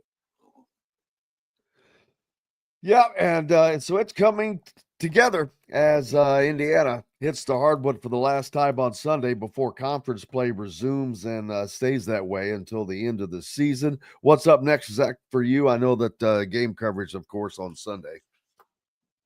Yeah, that's kind of the big one. Obviously, trying to take a little time off here toward the end of the season, trying to just kind of, ease into 2025 a little bit, because as you and I both know, once the rat race begins on Thursday the 2nd, it's not going to stop until, at earliest mid-March, maybe later than that. And I think I think I'll probably still be going either way, because I think Indianapolis is a host site for the NCAA tournament. So if Indiana doesn't make it, then I think I'll be at that. And it's always a little bit jarring to sit down on like December 27th and realize I can map out my life through basically the beginning of April. But that's life in the NFL, man. That's what we're here for. Absolutely. Zach Osterman, beat writer for the Indy Star, the IU Insider. Make sure you're a subscriber and giving Zach a follow. Appreciate you, my friend. Happy holidays. Absolutely. Thanks for having me as always, Jim. Thank you, sir. We appreciate you greatly. Zach Osterman joining us here on Indiana Sports Beat Radio on this Friday. We've got more coming up from the Hard Truth Distilling Company studios on the backside. Located on 325 acres in beautiful Brown County, Indiana, Hard Truth Distilling Company is the biggest and the best craft distillery around. While Hard Truth is already known for producing internationally awarded whiskeys and spirits like Hard Truth's sour mash bourbons, sweet mash, and hard road ryes, as well as their cinnamon vodka and the always popular toasted coconut rum. Hard Truth Distillery offers so much more. with a full-service restaurant, ATV, and distillery tours, as well as live music. You can spend an entire day at Hard Truth Distillery while making your entire family or group happy. And that's the Hard Truth. Hard Truth products are available across Indiana as well as many other states. So no matter where you shop, if they don't carry your favorite Hard Truth product, tell them you want the truth, the Hard Truth. Hard Truth Distilling Company encourages you to enjoy all of their products responsibly and to never drink and drive. Country living is just a swing away. It can be hard to find the exact home that fits your family's needs, so there couldn't be a better time to build a new home with Property Shore Construction. Now building exclusively south of Bloomington within the Stonecrest Golf Community. Choose from one of the gorgeous Stonecrest Signature Series house plans. We have several lots available with scenic views of the golf course. Contact Amy Rhoda with Revesco Real Estate for additional information. 812-583-0919 or go to mystonecrestliving.com. Hoosier Hanks East, located on College Ball Road in front of Kroger in Bloomington, is everything you could want. Great food like their custom pizzas, wings, wraps, unbeatable daily drink specials, live music on Fridays, and Hoosier Hanks East is home to Inside Indiana Football and Inside Indiana Basketball coaches shows hosted by Don Fisher. Be on the lookout for Hoosier Hanks ticket giveaways to Indiana and Colts games on social media. Stop by and meet Hoosier Hank at Hoosier Hanks East on College Ball Road in Bloomington. Whether it's a night out with the family, after work with colleagues, or catching the game with friends, Bubba's 33 is the place for you. Bubba's 33 offers a mouthwatering menu of selections that are all made from scratch every day. The portions are big, but the prices are small. And with over 50 big screen TVs, you'll never miss the big game. Bubba's 33, pizza, burgers, beer. Ugly Grouper, located on beautiful Anna Marie Island, Florida, is the place to be, and not just because they have unforgettable meals, including locally sourced seafood. The Ugly Grouper has your favorite craft beers and cocktails, along with live music every day. The Ugly Grouper is family-friendly, able to host private parties, and has the biggest grouper you've ever seen. The Ugly Grouper is the place to be on Anna Marie Island, Florida. Tell them Indiana Sports Beat sent you. Go to theuglygrouper.com for more information. Welcome back, Indiana Sports Beat Radio here on this Friday. I hope you are having a great week. That Christmas time, the holidays, and between Christmas and New Year's Eve coming up on Tuesday. Also, that's the resumption of the college football playoffs. So, although the viewership for the CFP games on last Saturday, topped by the NFL. And speaking of the NFL, Mr. NFL, the voice of the Colts, Matt Taylor, joins us. Matthew, how are you, sir? Merry Christmas. Merry Christmas, Jim. How are you? Doing fine. I hope you and your family had a wonderful holiday. We did indeed. It was a great day. Fantastic with the two little kids, 8-year-old and a 4-year-old, and they soaked up Christmas, man. It was really good. How'd you spend the day? With my daughter, enjoying it, loving it. Did you get a new helmet? That wasn't on my list this year. I don't know what I was thinking. You know, you got to keep up. The technology, it's ever changing, man. It's ever changing. Yeah, the Guardian cap. Maybe next year, I guess. I'll ask Santa for that in 25. Yeah, I've noticed the helmets of today, the styles are so different now with the technology change and the innovations they've made. It makes it difficult to put the team decals on a lot of the times. Yeah. There's a lot of different angles and edges, and it's not like the smooth surface, like the flat surface on the side of the helmet anymore. You're exactly right about that. They almost have to, bake the logo on the helmet instead of a decal. Yeah, it's crazy how and most teams, especially in the NFL, they pretty much they do not do the Oregon thing that has a different helmet for every day of the week. But these colleges that have all these different uniforms, it blows my mind. I'm like, how the hell these equipment managers keep all this stuff straight? Not only that, but the budget for it too. Because like you said, I mean, each player has different specs and preferences for how they want the helmet to fit and the size and the model. And not only that, then you have the jerseys too, and how they want the sleeves to fit and how they want it to tuck in or not tuck in. Thankfully for the Colts and their equipment staff, they don't have to worry about those things. They have the classic look. Outside of one game a year now, they have what's called the Indiana Knights uniforms, where they wear the black helmets.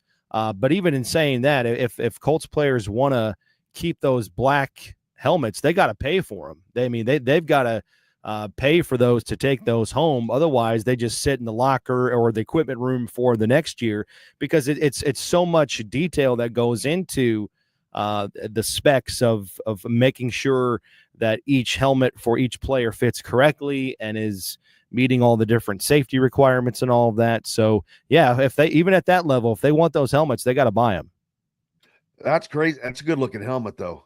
That black helmet's a good looking helmet, I have to say. I'm a sucker for, I love throwing the black in for alternate for almost virtually any team. Black works for virtually anyone. Except the IU fans go berserk when you put black in their uniform. I don't know why. It's just they don't have the capacity. A lot of them don't have the capacity for just accepting a little variation. Well, I'm kind of with the classic folks too. If it's not broke, don't fix it. The Packers have a classic look. The Colts certainly have a classic look. The Bears have a classic look. Giants too. Sometimes it's already perfect. Don't screw it up. And I think that's maybe where IU fans come into play, especially when you talk about the basketball jerseys, which are timeless and, for the most part, untouched over the last 4 or 5 decades. So I kind of get it. Oh yeah. And that will probably never change. There's no reason to change that. You want to talk about Penn State is the plainest of the plain. And but you know exactly who that is. Right. If one person walked out onto a stage, you would know exactly whose uniform they were wearing. Same thing with the Steelers, with one logo on the side of the helmet and the other side of the helmet blank, if you will. Yeah, there's some things that are just perfect the way they are, timeless and iconic. And it takes a long time to get there in terms of brand recognition, marketing, and certainly winning helps, right? I mean, Penn State wouldn't be nearly as recognizable from a uniform standpoint if they were, 4-7 every year. So that definitely plays a part into it too. Absolutely, man. The Colts are hanging on. Their playoff life is it's on life support, I guess you'd say, but it is alive. A big win last week. They didn't get the win they needed in Denver, but they bounce back and get a win, and they're still holding on, man. They are still holding on. They do not control their own destiny. They do need some help, but mathematically they do have a chance. So the deal is the Colts have to win out. There's no scenario where the Colts don't win out and make the playoffs. So all of these different hypotheticals are contingent upon the Colts winning their last 2 games, and very winnable games at that, against the Giants, who are 2-13. The Jaguars are 3-12. So they're playing some of the worst teams in the NFL here late in the season, when they're probably jockeying for draft picks and draft positions and things like that. But if the Chargers and Broncos, who both play on Saturday, if both of those teams win, the Colts are eliminated. So there is a chance the Colts can be eliminated from postseason contention before they even kick off on Sunday against the Giants. A loss by either of those teams on Saturday will keep the Colts' hopes alive going into the final game of the regular season, as long as the Colts win, because the Colts don't own the tiebreaker over the Broncos. But if the Broncos lose their final 2 games, the Colts would have the edge on the Chargers based on a better conference record. The Colts would also earn a wild card spot if there's a 3-way tie involving 9-8 teams, with the Chargers, Broncos, and then either Miami or Cincinnati in that case. So the Colts would have a better conference record if that were to play out. So again, every playoff scenario for the Colts requires them to win on Sunday against the Giants, and then again on January 5th against the Jaguars at Lucas Oil Stadium. So I know that's really complicated, but what you need to be rooting for if you're a Colts fan are losses to the Chargers and Broncos, and you need either one of the Bengals and the Dolphins to win out. If that were to happen, the Colts would be 9-8 and own the tiebreaker over the Chargers and be able to make the postseason for the first time since 2020.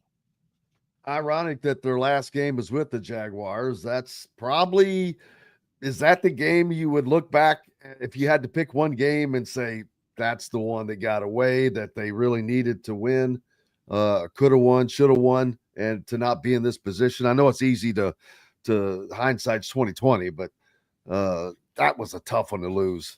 Yeah, I mean, they lost that one 38-34, and you scored that many points with a backup quarterback. That was week 5, and it's always difficult in the moment, early on in the season to understand or have the capacity to say to yourself, man, this game is going to have major playoff ramifications. But it certainly does. That one you feel like you let slip away. I think going back even further than that, you go back to week 1 against the Texans. You had a very good chance to win that game, and you lose it by 2.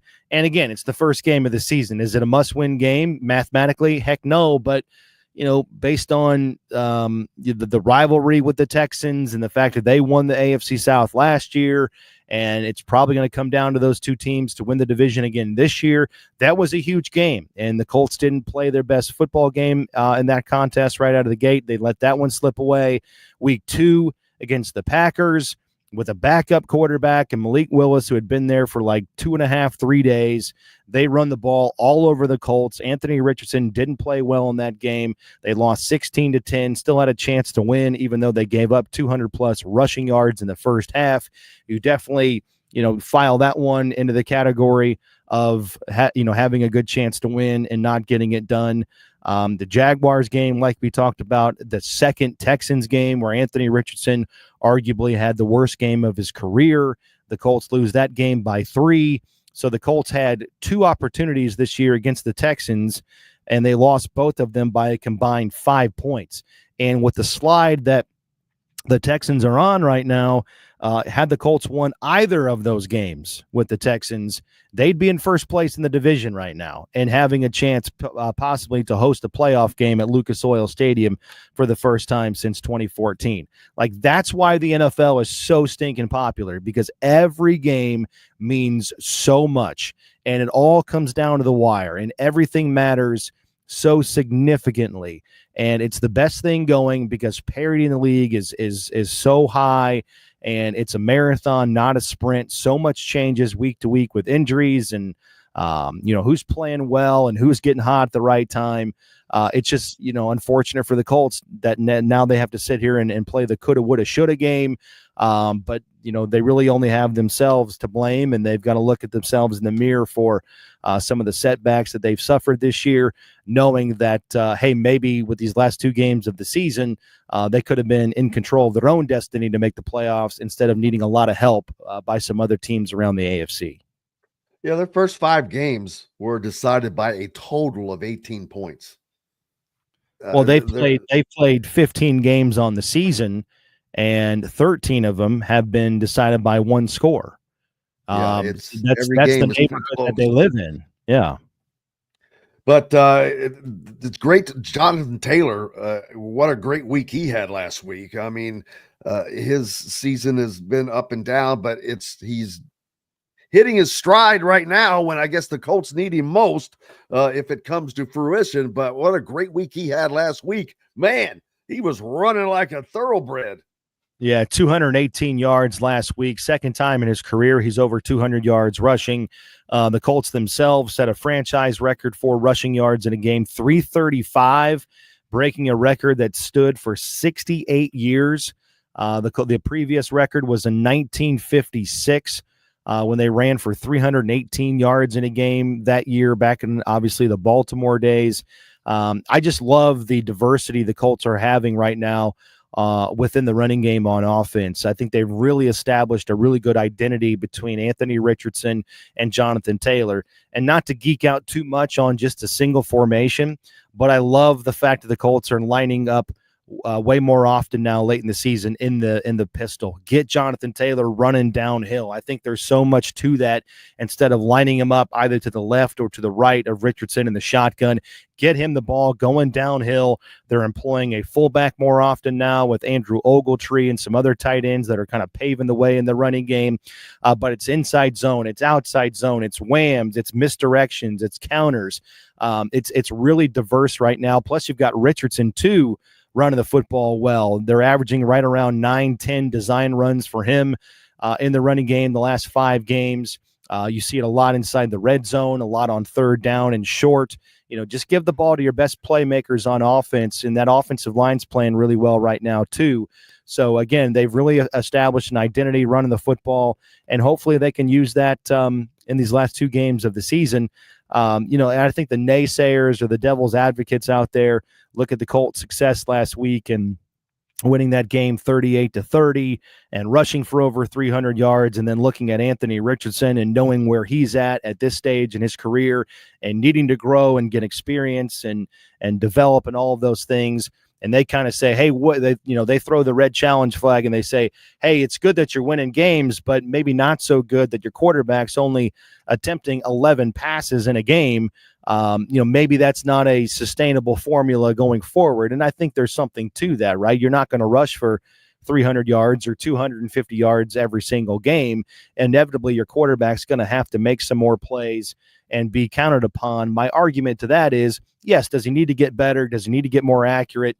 Does he need to make more just intermediate, higher completion throws? Yes, absolutely. But I do think there is something to Anthony Richardson since he's come back, since his benching, making more plays and showing up in crunch time, right? These last couple of fourth quarters, he's been sensational, right? So he plays his best when the Colts need him to play his best, when the game's on the line.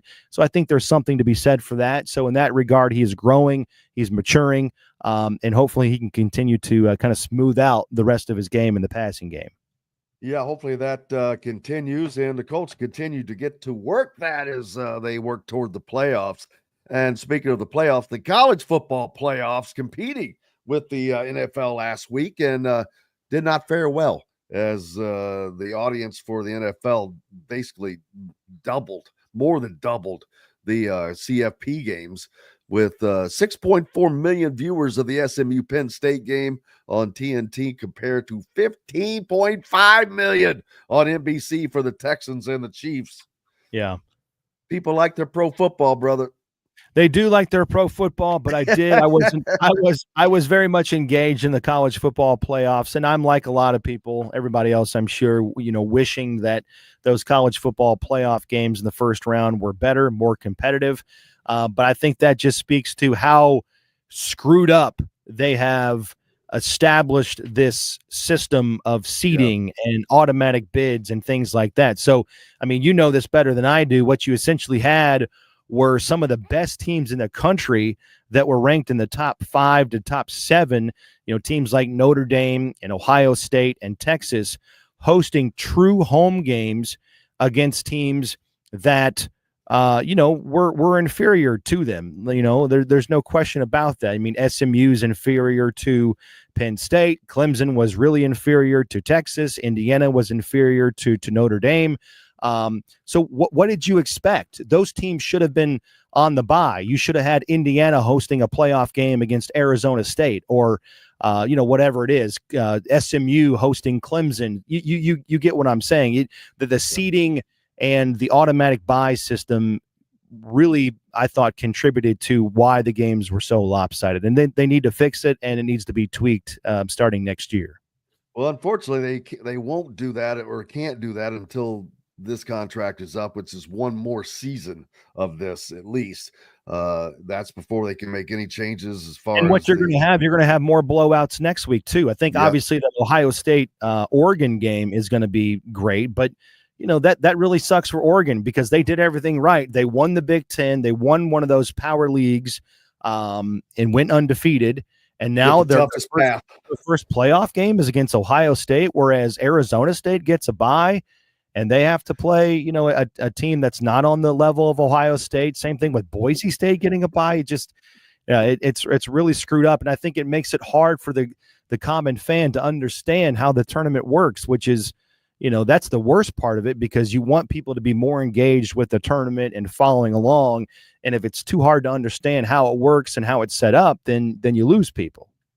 Yeah, I agree. It's not set up right. I think the lower teams should have to play each other and then move forward. But they're gonna add more teams is what's gonna happen. I'm okay with automatic bids, but not automatic buys. You need to reseed it as soon as everybody punches their ticket into the tournament. Yeah, because that screwed everything up. As a matter of fact, had it gone the way it should have gone with the correct seeding, Indiana would have actually hosted a game, but it would have been against either Arizona State or Boise State. Right. And those probably would have been competitive games. You would have competitive games there, then moved on. And it would have been a great TV show. Yes. It would have been a great TV show. It certainly would have been more competitive, and you would have had the winner of that game rightfully, funneled into whoever they have to play in the next round, whether that be Georgia or, Oregon or so on and so forth. Who do you like to win it all? Man, based on what I saw Ohio State do to Tennessee, it's hard to go against them. But they're a head scratcher because of how they played against Michigan and how they were really just bullied around and pushed around and lost the physicality game against Michigan in that contest. I mean, Michigan's not a good football team offensively, but they just got pounded up front. The defense of Michigan pushed around that offensive line. So it's I think it's tough to beat a team twice in the same season, but I think Ohio State can learn some lessons from their loss against Oregon. And if I was a betting man, I'd put it on Ohio State based on the way they just absolutely dismantled Tennessee. And I thought that was going to be the best game of the weekend, and it was far from it. We're on the same page, brother. I like Ohio State to win it all. They probably should have beaten Oregon the first time they played at Oregon, but they let that one slip away, some clock mismanagement. But I think that they are the more solid team. We'll see, though. Oregon has been tough. They took on a tough defensively minded Penn State team and put a lot of points on, but they also allowed a lot of points by a team that does not score many. Yeah. How are you feeling about the new quarterback? You know what? He was a prototypical. He's a Cignetti prototype. As soon as he hit the portal, I was like, that's a Cignetti prototype. It didn't hurt that his brother was on the roster, but I wondered if that would be a hindrance. Yeah. Because, ultimately they're going to be competing, although his brother is, I guess, 2 years older than he is, but he followed him at his high school. So there's precedent there. Maybe that's a good thing. Maybe he's the guy that he gets tutored by and does the same thing again. I don't know. I think you're rarely going to see. The thing that I'm amazed by is the kid that flipped from Ball State, the freshman to be, because I'm like, dude, you probably should have just went to Ball State and played and got some playing time, because I don't see a day in this day and age. It's hard to imagine a quarterback coming in as a freshman and working up through the system for 2 or 3 years and getting to that point and then taking, especially when it's plug and play now in the portal and NIL. Exactly. Because every year you're going to have the opportunity to look, well, who's out there? Who's available? Yeah. Who's going to come in and potentially take my job? Because now they can right away. Exactly. And so I think that kid should have just went. If I'm a freshman, I'm not going to a big time program unless I really if I think I have a shot to play. Yeah. Because I want to go play somewhere and get the experience. Now, on the other hand, you can go as somewhere as an upperclassman and play somewhere bigger, right? Because of the portal. Exactly. Graduate up based on experience. Now, the one thing that I do see is Indiana just hired their newest offensive coach to run their passing game with the NFL experience. He's not going to get that at Ball State. He's not going to get the coaching that he's going to get in Indiana at Ball State. So I see there's two sides to the coin. If that's how he's thinking, then he's thinking smartly and looking ahead, and good for him. Yeah.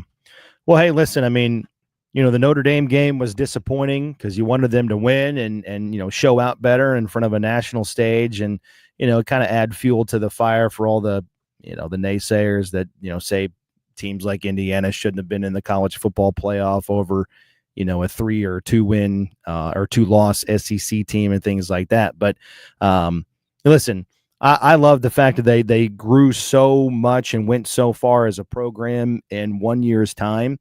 All I've ever wanted out of Indiana football was to play a cleaner brand of football. I know you and I have talked about this before. It was just so refreshing and took so much enjoyment out of watching them this year because they didn't beat themselves.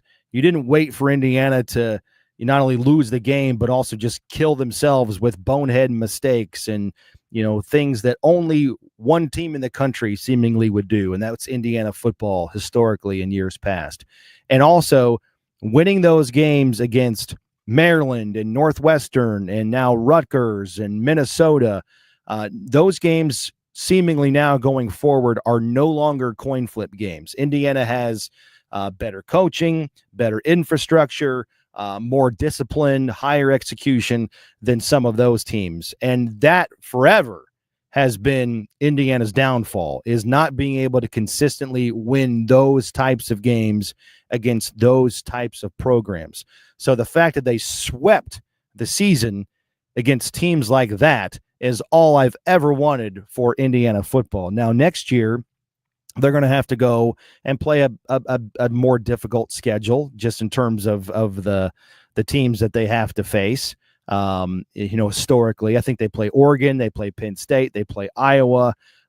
So some of those are road games. And so those are going to be tough games and tough environments, but they absolutely took care of business against teams that they were on equal footing with, seemingly from a perception standpoint within their programs.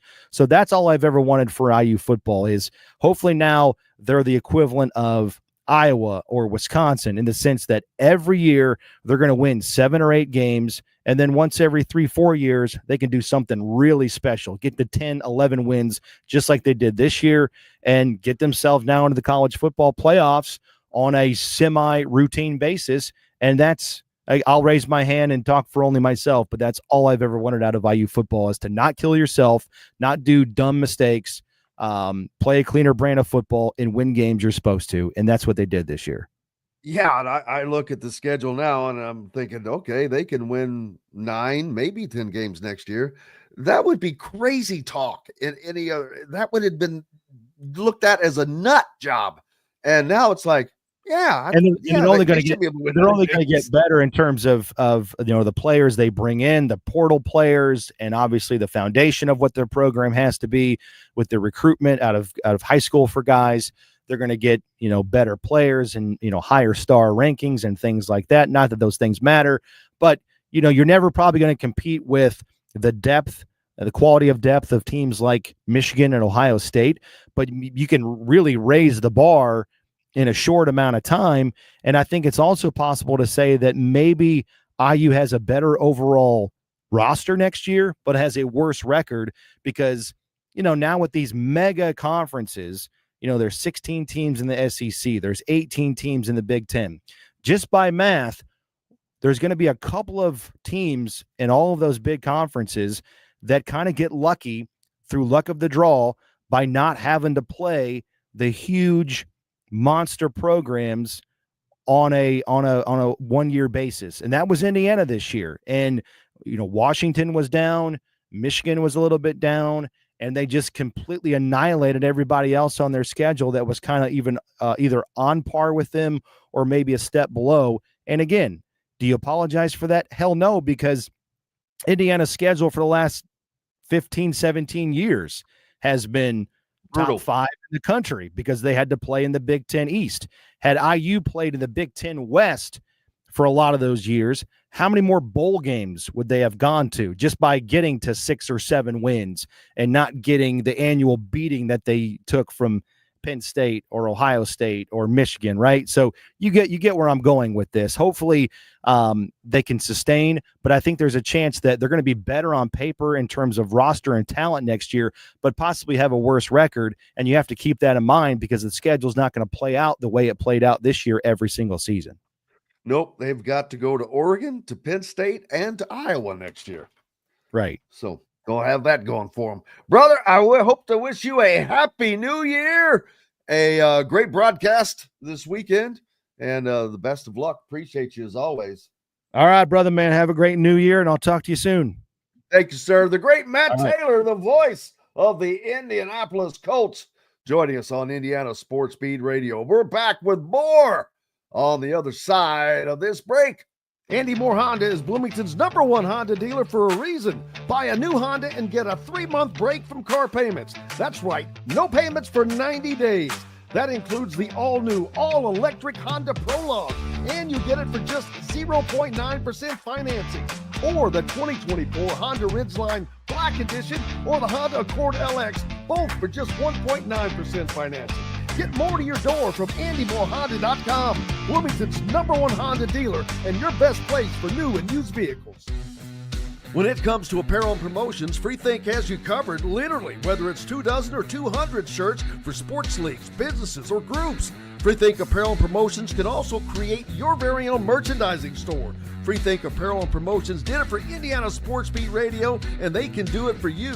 Whether it's screen printing, embroidery, digital printing, promotional products, vehicle wraps, or anything else under the promotional line. See what FreeThink Apparel and Promotions can do for you at freethinkapparel.com. Enjoy healthy, delicious meals at home without the hassle with the Fresh Fork. Chef-curated, ready-made meals delivered right to your doorstep. Proudly fueling IU athletes and now available to you with a menu that's always fresh and diverse, from hearty proteins to fresh salads. The Fresh Fork empowers you to make better food choices without compromising. Let the Fresh Fork help transform your lifestyle for a healthier way of living today at thefreshforkonline.com. Use promo code RADIO20 and get $20 off your first order. Hungry for something a little different? Well, head to the Rusty Gator Fork and Ale in Bedford, where oceanic flavors meet southern charm with a Cajun flair, like their loaded voodoo fries, gator bites, or jambalaya, and so much more. The Rusty Gator also has live music each Friday and Saturday night with some of the best local and regional artists around.